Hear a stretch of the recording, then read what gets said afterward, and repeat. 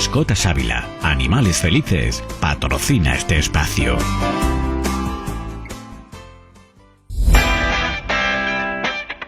Ocho Directo.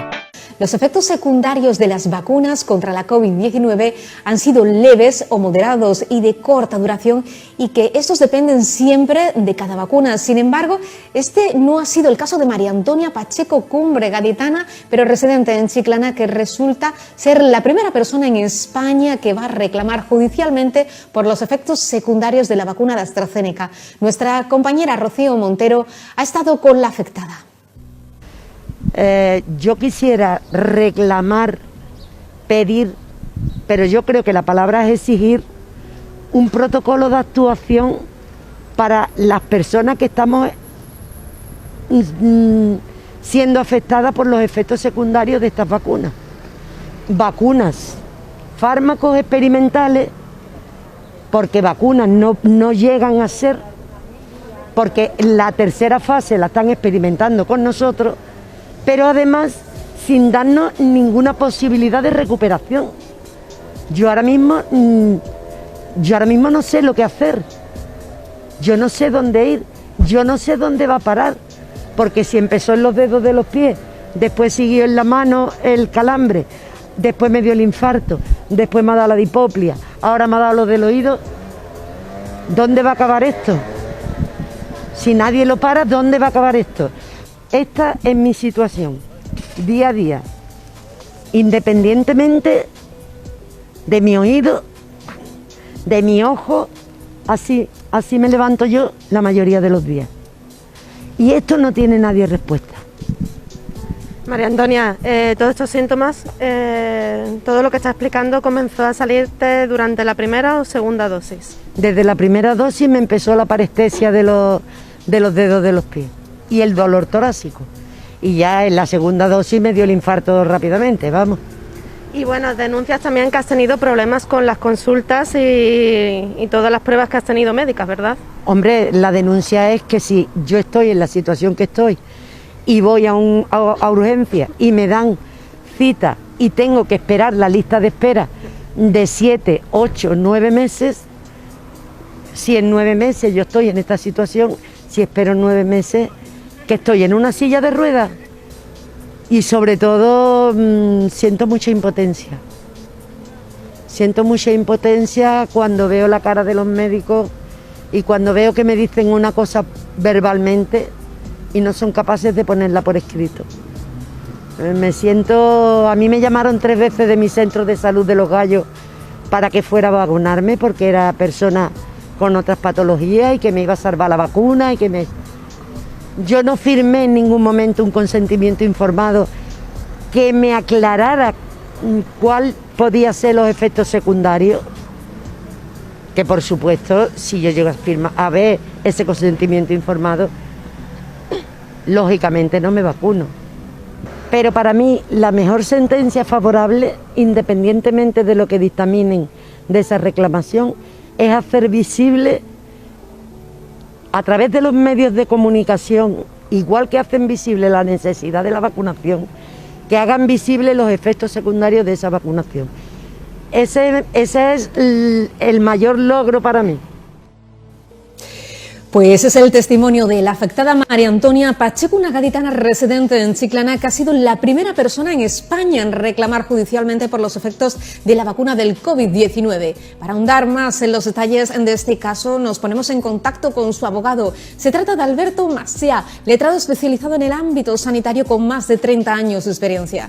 Entre otros cargos, ha sido miembro de la Comisión de Asistencia Sanitaria para los Lesionados de Tráfico. Pertenece a la Junta Directiva de la Asociación Nacional de Abogados de Víctimas de Accidente, así como a varias asociaciones nacionales de abogados. Un reconocido abogado que hoy nos atiende en nuestro programa de 8 Directo a través de videollamada. Muy buenas tardes, Alberto.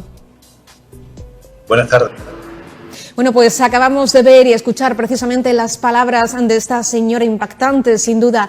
¿Y cuál es el perfil en concreto de la afectada, Alberto? Bueno, el perfil de este tipo de personas, por lo que estamos viendo, es, sin perjuicio de que sí que hay hombres, pero minoritario, es de mujer entre 35 y 50 años y sobre todo perteneciente al ámbito o bien de la sanidad o sobre todo al ámbito de la educación. Posiblemente porque justo en este periodo que se administró AstraZeneca, estoy hablando sobre el principio, incluso de febrero del 2021, se administraba pues este tipo de personas por el riesgo que podían ocasionar. ¿Es la primera reclamación que hay a día de hoy que se ha hecho pública?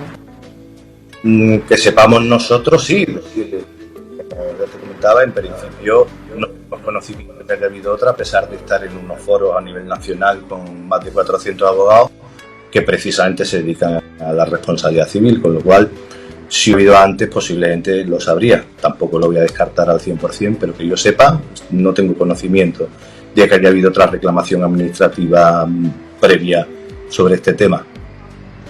Alberto, ¿cuál es la base principal de la defensa? Los principales argumentos jurídicos que se van a llevar al juzgado.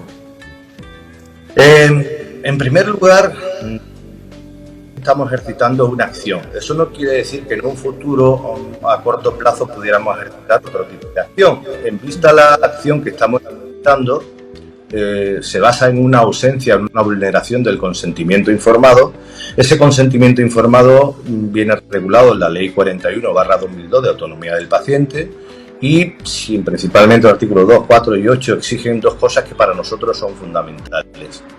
La primera es que haya una información, y en este caso debería de ser por escrita, porque se trata de un acto médico con carácter invasivo y la ley establece que si es con carácter invasivo debe haber el consentimiento informado deberá prestarse vía por escrito. Y la segunda es que no solo hay que informar de los riesgos, sino de las posibles alternativas. En este caso no hubo consentimiento porque no fue por escrito y alguien podría decir, incluso alguna jurisprudencia lo dice, oye, pero también podría ser válido el consentimiento oral, pero es que tampoco lo hubo.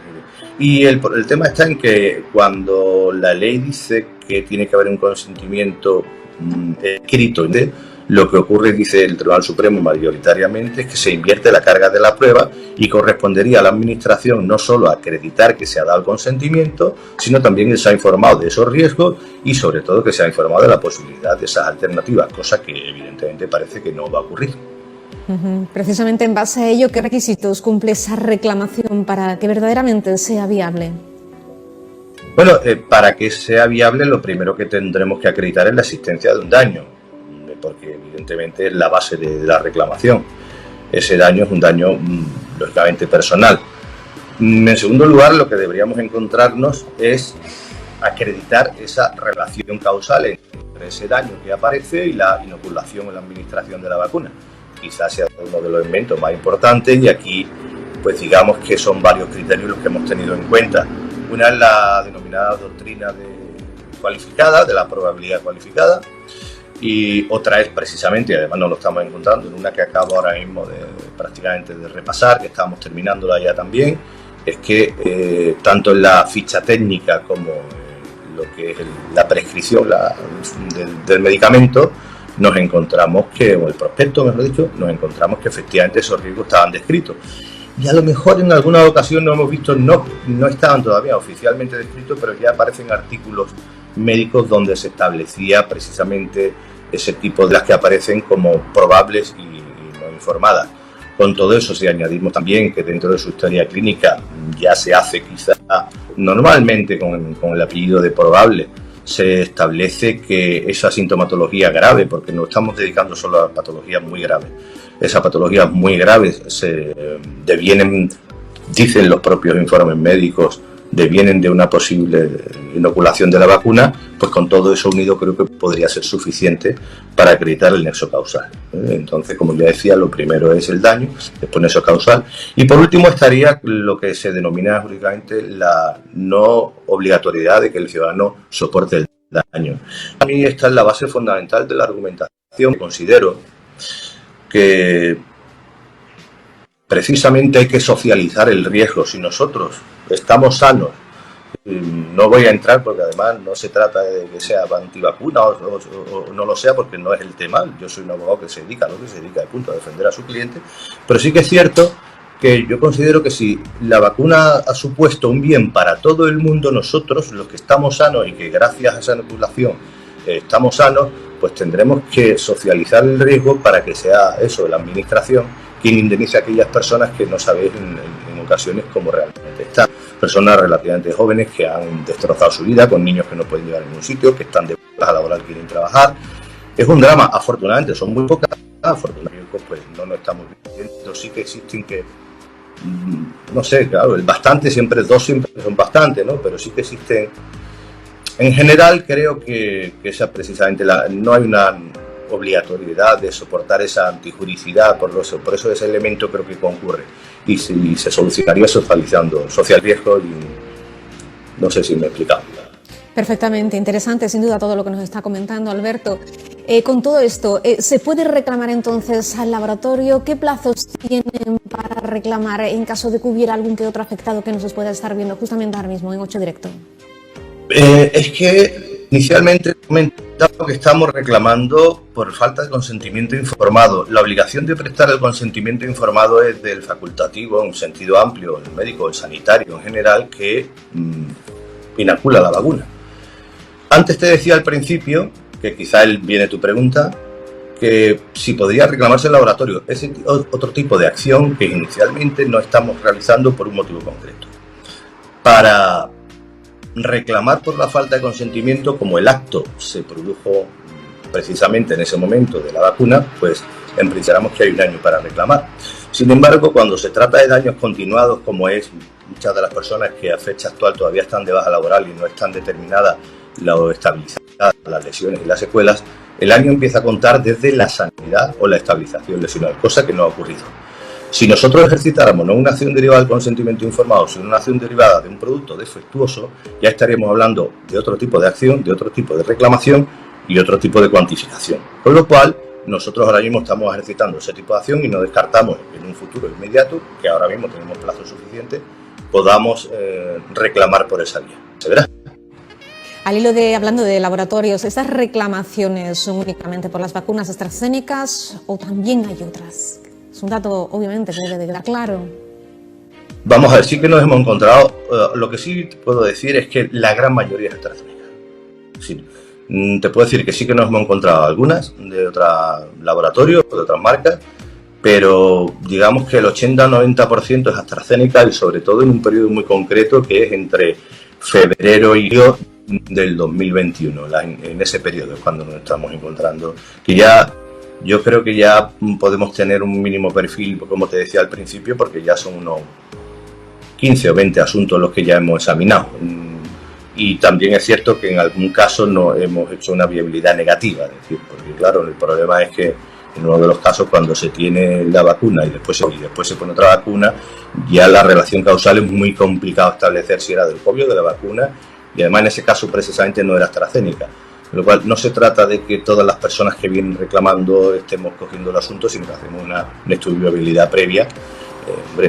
En derecho esto no es matemática, no todo se tiene por qué ganar o perder, pero evidentemente lo que hacemos es tener un mínimo establecer un mínimo, un porcentaje más que suficiente para que merezca la pena intentar la reclamación por el coste, que tampoco es demasiado. Pero bueno. ¿Considera que ha habido negligencia médica en el caso de María Antonia? Es una pregunta que es compleja de responder, te voy a decir por qué. Porque la negligencia médica en sí, yo no entiendo. La negligencia médica no es la única causa que hay derecho a la indemnización. Yo no considero que haya negligencia médica. Yo creo que hay una vulneración de la lex artis ad hoc, que es parecido pero no es lo mismo. Es decir, el planteamiento es que la propia jurisprudencia del Tribunal Supremo entiende que la ausencia de consentimiento informado vulnera la lex artis. Y la palabra negligencia médica, yo creo que sí, lo que hay es una responsabilidad sanitaria, no una negligencia médica. No me gusta esa expresión. A mí me gusta la negligencia médica, emplearla cuando se trata de una cosa grave. Yo aquí no hay mala fe, yo creo lo que hay simplemente una vulneración de la ley. Si la ley dice que se tenía que prestar un consentimiento, y la jurisprudencia del Tribunal Supremo dice que para establecer esa relación causal o para establecer ese criterio de imputación a la administración sanitaria tiene que haber una vulneración de la lex artis ad hoc, es decir, de las formas de hacer bien las cosas en ese momento concreto, y en ese momento concreto pues se podía haber hecho de otra forma y no se hizo. Entonces yo entiendo que por ahí viene la vulneración de las artes, más que por una negligencia. Ya quiero terminar con una última pregunta y me despido, Alberto. En el caso de que hubiera una sentencia favorable hacia su clienta, ¿cree que esto va a influir de alguna manera en próximas sentencias o casos similares? Te voy a decir que sí o no, pero te voy a dar la respuesta. Primero, sí, porque puede animar a muchas personas que están dudando a reclamar y tal, y a lo mejor no es esta la vía, y no porque la vía que yo estoy utilizando tiene las patas cortas. En el momento en que pase un año de la inoculación, esta vía puede dejar de ser válida para reclamación. Entonces, claro, por eso te digo que si puede animar, yo creo que podría animar, pero no tanto por esta vía, sino a lo mejor por otra vía que te aseguro que es mucho más compleja, que es la vía de los laboratorios, la vía ya del Estado, y son otras vías que son más complejas, simplemente que acreditar la falta de relación causal, la falta de consentimiento informado. Entonces te digo, por eso te decido y te lo explico, sí y no, depende. Pues Alberto, muchísimas gracias por atendernos, por hacer un hueco en la agenda que se nos ha bastante atareado para hablar sobre este asunto que nos parecía bastante interesado aquí en 8 Directo. Desde luego desde aquí no queremos dejar de lanzar ese mensaje de la necesidad de que hay que vacunarse. Obviamente siempre va a haber algún que otro incidente, caso puntual, pero la necesidad de que hay que vacunarse para afrontar verdaderamente esta pandemia que ha irrumpido en nuestro país, en todo el mundo. Estamos viendo obviamente los efectos. Alberto, enhorabuena por el trabajo que está haciendo. Gracias. 8 Directo.